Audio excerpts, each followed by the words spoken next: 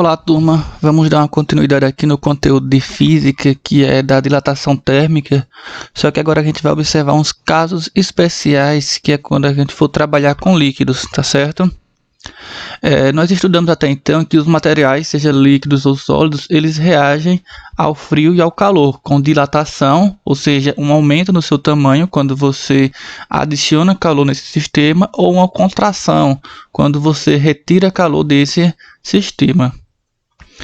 No caso de um líquido, a gente, quando for estudar dilatação térmica, sempre vai ser a volumétrica. Vimos que tem três tipos de dilatação: a linear, a superficial e a volumétrica. Quando eu estou trabalhando com líquido, a unidade que eu utilizo para fazer a medida dele é o volume. Então, quando eu vou fazer um estudo de dilatação térmica de algum líquido, eu sempre vou utilizar a fórmula de dilatação volumétrica. Então, dessa forma, eu vou utilizar aqui ΔV é igual ao volume inicial vezes o coeficiente de dilatação volumétrica vezes a variação de temperatura.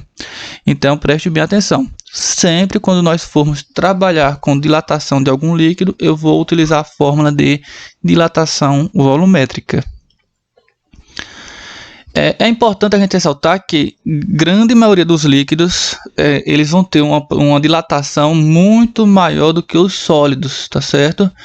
Isso é resultante devido ao seu coeficiente de dilatação volumétrica ser muito maior do que os dos sólidos. Então aqui tem essa representação que o coeficiente de dilatação de um líquido ele vai ser maior do que o coeficiente de dilatação de um sólido.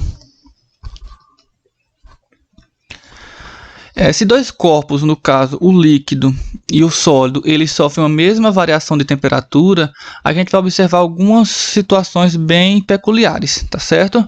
O corpo líquido ele vai se dilatar muito mais do que o corpo sólido, como já foi dito. Isso a gente pode observar a partir do distanciamento entre as moléculas.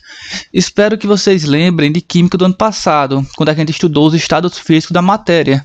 Nós vimos que ela teria três estados físicos, a matéria, que é o sólido, líquido e gasoso, e que as partículas elas estão organizadas de acordo com cada um desses estados físicos. Quando você tem um estado sólido, as partículas elas estão bem juntinhas.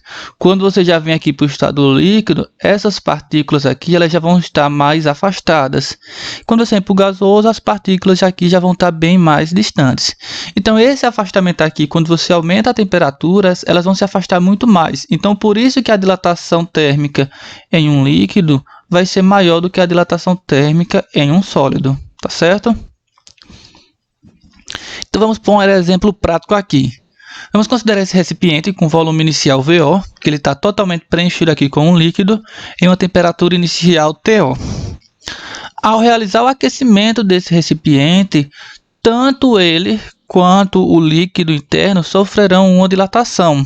Porém, a dilatação do líquido vai ser muito maior do que a dilatação do recipiente. E aqui vai ocorrer um extravasamento do líquido, ou seja, ele vai derramar um pouco, porque a dilatação dele foi muito maior do que a dilatação do recipiente.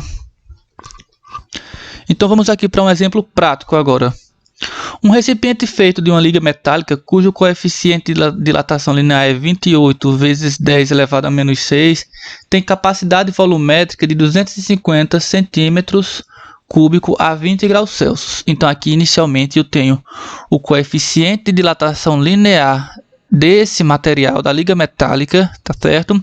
Eu tenho o volume inicial que é 250 centímetros cúbico ou 250 ml. E eu tenho a minha temperatura inicial, que é 20 graus Celsius. Nessa temperatura, ele está completamente cheio de um líquido. Se ele está cheio desse líquido, qual o volume inicial desse meu líquido? Se ele está cheio, se ele tem uma capacidade de 250 ml, então o volume inicial desse líquido também vai ser 250 ml. E nessa mesma temperatura, então se o recipiente está numa temperatura de 20 graus Celsius, a temperatura desse líquido também será 20 graus Celsius. Cujo coeficiente de dilatação volumétrica desse líquido agora é 1,32 vezes 10 elevado a menos 3. Determine a dilatação térmica volumétrica do líquido e o volume que transborda do recipiente quando a temperatura for de 220 graus Celsius. Então, eu tenho minha temperatura inicial, que foi 20 graus Celsius. Minha temperatura final vai ser 220 graus Celsius. Quando eu aumentar essa temperatura, tanto o recipiente quanto o líquido interno vai também se expandir. Porém, o líquido vai se expandir um pouco mais devido o seu coeficiente de dilatação volumétrica ser maior do que o coeficiente de dilatação volumétrica do recipiente. Então, quais são os dados que eu tenho na questão? Eu tenho o volume inicial do líquido do recipiente, que é 250, tenho a variação de temperatura, que vai ser 220 menos 20, que é 200 graus Celsius. Tenho aqui o coeficiente de dilatação do líquido, que é 1,32 vezes 10 a menos 3, e tenho o coeficiente de dilatação do recipiente, que é 28 vezes 10 elevado a menos 6. A partir dessas informações, eu vou calcular a variação sofrida pelo volume do líquido e a variação sofrida pelo volume do recipiente, utilizando a fórmula que é ΔV é igual ao volume inicial vezes o coeficiente de dilatação volumétrica vezes a variação de temperatura. Resolvendo esse procedimento matemático, eu chego que o meu líquido ele sofreu uma variação volumétrica de 66 centímetros cúbicos. Já o meu recipiente, fazendo os cálculos, eu tenho que ΔV também é igual a VO vezes o coeficiente do recipiente agora, vezes a variação de temperatura. Eu chego que a variação no volume do recipiente foi de 1,4 centímetros cúbicos. Perceba aqui o quanto foi que variou o líquido, 66 centímetros cúbicos, 66 ml, e o quanto variou o recipiente, que foi de 1,4 centímetros cúbicos.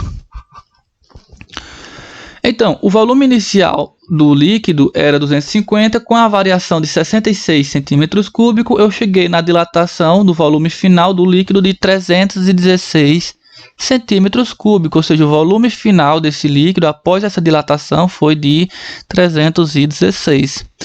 Já do recipiente, o volume inicial também era 250 ml, ao fazer a variação que corresponde a 1,4, eu cheguei no volume final de 251,4 centímetros cúbicos, tá certo? Então, o volume final do recipiente é 251,4, só que o volume do líquido agora é 316 centímetros cúbicos. Então, fazendo uma variação aqui, 316 menos 251,4, eu chego no volume extravasado, ou seja, o volume que foi despejado para fora do recipiente, que foi de aproximadamente 64,6 centímetros cúbicos. Se nesse recipiente só cabe 251,4 ml, se eu colocar 316, quer dizer que cerca de 64,6 centímetros cúbicos vai transbordar. Tá certo? Então, isso aqui só foi um exemplo. Vou mandar 3 questõezinhas sobre esse conteúdo para vocês tentarem fazer em casa, tá certo? Então, valeu, abraço e até mais.